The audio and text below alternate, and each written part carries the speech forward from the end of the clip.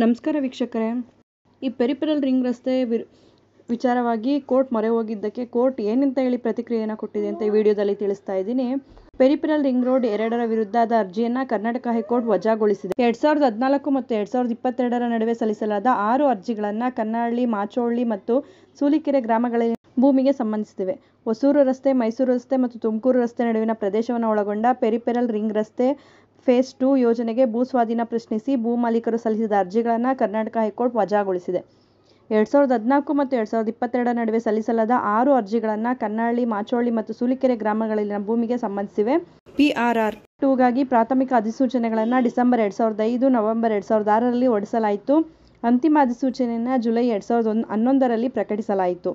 ಸ್ವಾಧೀನಾವಧಿ ಮುಗಿದಿದೆ ಎಂದು ಅರ್ಜಿದಾರರು ವಾದಿಸಿದ್ದರು ಮತ್ತು ಬೆಂಗಳೂರು ಅಭಿವೃದ್ಧಿ ಪ್ರಾಧಿಕಾರ ಖಾಸಗಿ ವಿನ್ಯಾಸ ರಚನೆ ಸೇರಿದಂತೆ ಇತರ ಉದ್ದೇಶಗಳಿಗಾಗಿ ಭೂಮಿಯನ್ನು ಬೇರೆ ಕಡೆಗೆ ತಿರುಗಿಸಿದೆ ಎಂದು ಆರೋಪಿಸಿದ್ದರು.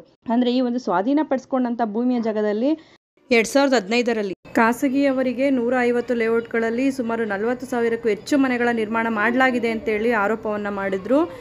ಖಾಸಗಿಯವರು ಕೂಡ ಲೇಔಟ್ಗಳನ್ನ ನಿರ್ಮಾಣ ಮಾಡ್ಕೊಳ್ಳಿಕ್ಕೆ BDA ಅವರು ಅನುಮತಿ ನೀಡ್ತಾ ಇದ್ದಾರೆ ಅಂತೇಳಿ ಆರೋಪವನ್ನು ಮಾಡಿತ್ತು. BDA ಪರ ವಾದ ಮಂಡಿಸಿದ ಹಿರಿಯ ವಕೀಲರಾದ GS ಕಣ್ಣೂರ್ ಅರ್ಜಿದಾರರ ಜಮೀನು PRR 2 ಯೋಜನೆಯ ಭಾಗವಾಗಿದ್ದು ಪ್ರಶ್ನಾರ್ಹ ಆಸ್ತಿಗಳ ಮೂಲಕ ಹಾದು ಹೋಗುವ ಸಂಪರ್ಕ ರಸ್ತೆಯನ್ನು ಒಳಗೊಂಡಿದೆ ಎಂದು ವಾದಿಸಿದರು.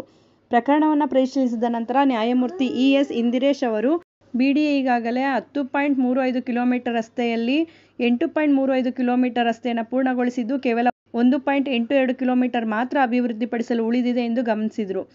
ಪ್ರತಿವಾದಿಯಾಗಿ BDA ಪೆರಿಫೆರಲ್ ರಿಂಗ್ ರಸ್ತೆಯ ಭಾಗ 2 ಯೋಜನೆಯ 80%ಕ್ಕಿಂತ ಹೆಚ್ಚು ರಸ್ತೆಗಳು ಆಗಿದೆ ಎಂದು ನಾನು ಭಾವಿಸುತ್ತೇನೆ ಮತ್ತು ಆದ್ದರಿಂದ ಹತ್ತಿರದ ನಿವಾಸಿಗಳು ಮುಖ್ಯ ರಸ್ತೆಗಳನ್ನು ತಲುಪಲು ಮೆಟ್ರೋ ನಿಲ್ದಾಣ, ಸೇವಾ ರಸ್ತೆಯ ನಿರ್ಮಾಣಕ್ಕೆ ಸಂಬಂಧಿಸಿದಂತೆ ಉಂಟಾಗುವ ತೊಂದರೆಗಳನ್ನು ಗಣನೆಗೆ ತೆಗೆದುಕೊಂಡು ವಾಹನಗಳು ಮತ್ತು ಸಾರ್ವಜನಿಕರ ಸುರಕ್ಷತೆಯ ಅಗತ್ಯ ಮುನ್ನೆಚ್ಚರಿಕೆಗಳನ್ನು ತೆಗೆದುಕೊಳ್ಳುತ್ತದೆ.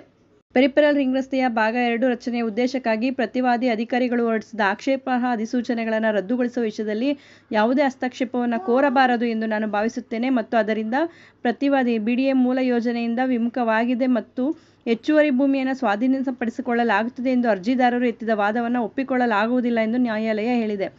ಖಾಸಗಿ ವಿನ್ಯಾಸವನ್ನು ರಚಿಸಲಾಗಿದ್ದು BDAಯಿಂದ ಕೆಲಸದ ಆದೇಶ ನೀಡಲಾಗಿದೆ ಎಂಬ ಅರ್ಜಿದಾರರ ವಾದಕ್ಕೆ ಸಂಬಂಧಿಸಿದಂತೆ ನ್ಯಾಯಾಲಯವು ಪ್ರಾಧಿಕಾರಗಳ ಕ್ರಮವನ್ನು ಟೀಕಿಸಿತ್ತು. ಅಂದರೆ ಇಲ್ಲಿ ಅವರು ಖಾಸಗಿ ಜಮೀನುಗಳನ್ನು ಹೆಚ್ಚಾಗಿ ವಶಪಡಿಸಿಕೊಂಡು ಅದನ್ನು ಖಾಸಗಿ ಲೇಔಟ್ಗಳವರಿಗೆ ಕೊಟ್ಟಿದೆ ಅನ್ನೋ ವಿಚಾರನ ಏನು ಅರ್ಜಿದಾರರು ಹೇಳಿದ್ರು ಅದಕ್ಕೆ ಸಂಬಂಧಪಟ್ಟಂತೆ ಕೋರ್ಟ್ ಅವರಿಗೆ ಎಚ್ಚರಿಕೆಯನ್ನು ನೀಡಿದೆ.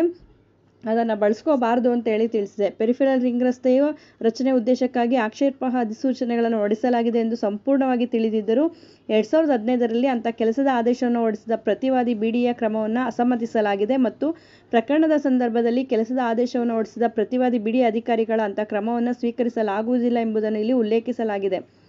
ಆದರೂ ಈ ರಿಟ್ ಅರ್ಜಿಗಳನ್ನು ವಜಾ ಮಾಡಲಾಗುತ್ತಿದೆ. ಏಕೆಂದರೆ ಈ ಒಂದು ರಸ್ತೆಯ ನಿರ್ಮಾಣ ಆಲ್ರೆಡಿ ಶುರು ಆಗಿರುವಂಥದ್ದು. ಈ ಒಂದು ರಸ್ತೆಯ ನಿರ್ಮಾಣ ಅಗತ್ಯ ಆಗಿರೋದ್ರಿಂದ ಈ ಒಂದು ಭೂಮಿಗಳನ್ನ ಬಿಟ್ಕೊಡ್ಲಿಕ್ಕೆ ಬರೋದಿಲ್ಲ. ಇದಕ್ಕೆ ಸಂಬಂಧಪಟ್ಟಂತೆ ನೀಡಬೇಕಾದಂಥ ಪರಿಹಾರಗಳನ್ನು 6 ತಿಂಗಳ ಒಳಗಾಗಿ ಆ ಒಂದು ಭೂಮಿ ಮಾಲೀಕರಿಗೆ ನೀಡಬೇಕು ಅಂತೇಳಿ ಸ್ಪಷ್ಟಪಡಿಸಿದೆ. ಇಲ್ಲಿ ಮತ್ತೊಂದನ್ನು ಕೇಳ್ಬೋದು, ಈ ರೀತಿ ಪರಿಹಾರವನ್ನು ಭೂಮಿ ಮಾಲೀಕರಿಗೆ ಅಂತ ಬಂದಾಗ ಅಲ್ಲಿ ಸೈಟ್ಗಳಾಗಿ ವಿಂಗಡಣೆ ಆಗಿಬಿಟ್ಟಿದೆ. ಎಷ್ಟೋ ಕಡೆ ಲೇಔಟ್ಗಳನ್ನ ಮಾಡಿ ಮಾರಿದ್ದಾರೆ. ಇಲ್ಲಿ ಸೈಟ್ ಮಾಲೀಕರಿಗೆ ಅಂತ ಹೇಳಿ ಮಾಡಿದ್ರೆ ಬಹುಶಃ ಸರ್ಕಾರದಿಂದ ಒಂದು ಉತ್ತಮ ಕೆಲಸ ಅಂತ ಹೇಳ್ಬೋದು. ಯಾಕೆಂದರೆ ಭೂ ಮಾಲೀಕರ ಹೆಸರಿಗೆ ಅವರು ಹಣವನ್ನು ಕೊಡೋದ್ರಿಂದ ಮತ್ತಷ್ಟು ಸಮಸ್ಯೆಗಳು ಉಂಟಾಗುತ್ತೆ. ಯಾರೆಲ್ಲ ಸ್ವಾಧೀನದಲ್ಲಿದ್ದಾರೆ ಅಂಥವ್ರಿಗೆ ಈ ಒಂದು ಪರಿಹಾರನ ನೀಡೋದ್ರಿಂದ ಅಟ್ಲೀಸ್ಟ್ ಆಗುವಂಥ ಸಮಸ್ಯೆ ಸ್ವಲ್ಪ ಆದರೂ ಕಮ್ಮಿ ಆಗುತ್ತೆ. ಕೋರ್ಟ್ ಈ ರೀತಿಯಲ್ಲಿ ಒಂದು ಆಜ್ಞೆಯನ್ನು ಮಾಡಬೇಕು ಅಂತೇಳಿ ಪ್ರತಿಯೊಬ್ಬರು ಕೇಳ್ಕೊಳ್ಳೋದು ಅಥವಾ ಕೋರ್ಟ್ನ ಮೊರೆ ಹೋಗೋದು ಮುಖ್ಯ ಆಗುತ್ತೆ. ಯಾಕೆಂದರೆ ಎಷ್ಟೋ ಬದಲಾವಣೆಗಳನ್ನ ಮಾಡಿರ್ತಾರೆ ಸರ್ಕಾರದಲ್ಲಿ.